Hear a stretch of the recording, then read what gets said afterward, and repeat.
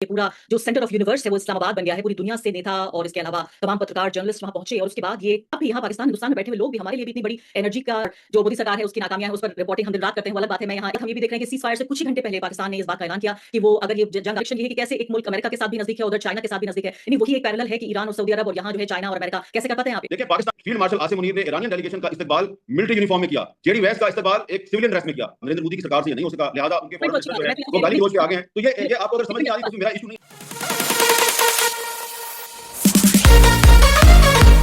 किया। नरेंद्र मोदी की सरकार से ये नहीं हो सका, लिहाजा उनके फॉरेन मिनिस्टर जो है वो गाली गलौज पे आ गए हैं। तो ये आपको अगर समझ नहीं आ रही तो मेरा इशू नहीं है। हमारी डिप्लोमेसी अच्छी है, इसलिए हम सबको साथ लेके चल रहे हैं। पाकिस्तानी कौम का, पाकिस्तानी नेशन की जो केमिस्ट्री है उसमें इकबाल भी है, उसमें जना भी है। एक शिया है, एक सुन्नी है। और के जो ईरान के इस वक्त फॉरेन मिनिस्टर हैं अब्बास अरागची, उन्होंने पाकिस्तान आने से पहले पाकिस्तान जिंदाबाद का नारा लगाया।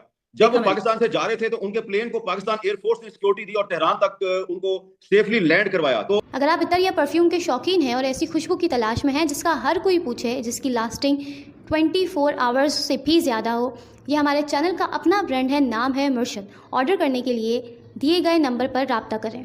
पर बातचीत करने के लिए बेहद खास मेहमान मौजूद हैं। वरिष्ठ पत्रकार हामिद मीर इस वक्त हमारे साथ पाकिस्तान से सीधे जुड़े हुए हैं।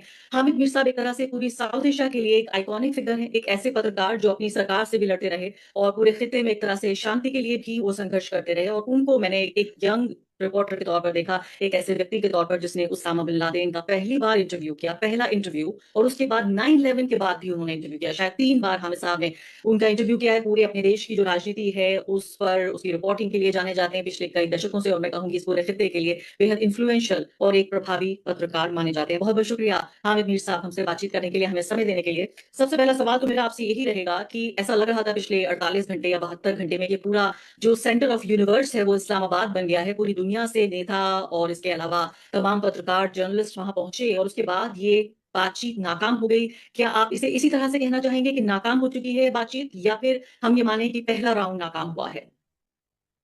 बहुत शुक्रिया आरफा खानम शेरवानी साहिबा।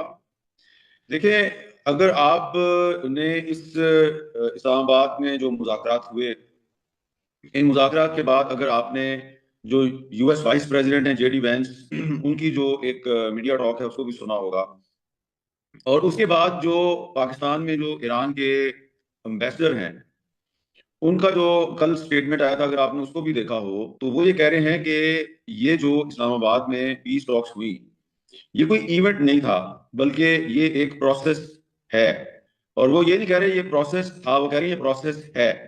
तो अब आप डिप्लोमेसी को समझती हैं तो आप यकीनन इस चीज को अंडरस्टैंड कर सकती हैं कि जब इन पीस टॉक्स में शामिल एक सीनियर डिप्लोमेट जो कि पाकिस्तान में ईरान का एम्बेसडर है और इन टॉक्स में वो बैठे हुए थे, मौजूद थे, वो कह रहे हैं ये एक प्रोसेस है। तो प्रोसेस जो है वो काफी लंबा चलता है। अगर आप पिछले 5-6 साल के दौरान मुख्तलिफ मुल्कों के दरमियान, मुख्तलिफ कंट्रीज में जो पीस टॉक्स हुई और फिर जो एग्रीमेंट्स हुए, अगर आप उनको थोड़ा सा एनालाइज करें तो आपको पता चलेगा कि इतने बड़े इश्यूज पे, इतनी बड़ी डिस्प्यूट्स पर सिर्फ एक सिटिंग में जो है ना कोई बहुत बड़ा ब्रेक थ्रू नहीं होता, कोई एकॉर्ड नहीं हो जाता। और इसमें अच्छी बात ये थी कि 1979 के बाद ये सबसे पहला सीनियर लेवल इंगेजमेंट था जिसमें यूएस के वाइस प्रेसिडेंट थे और ईरान की तरफ से उनकी पार्लियामेंट के स्पीकर और फॉरेन मिनिस्टर बैठे हुए थे। And they engaged with each other, they exchanged their views with each other for more than 21 hours. मेरे ख्याल से ये मुज़ाकरात नाकाम नहीं हुए हैं। जब 20 घंटे हो गए बातचीत को,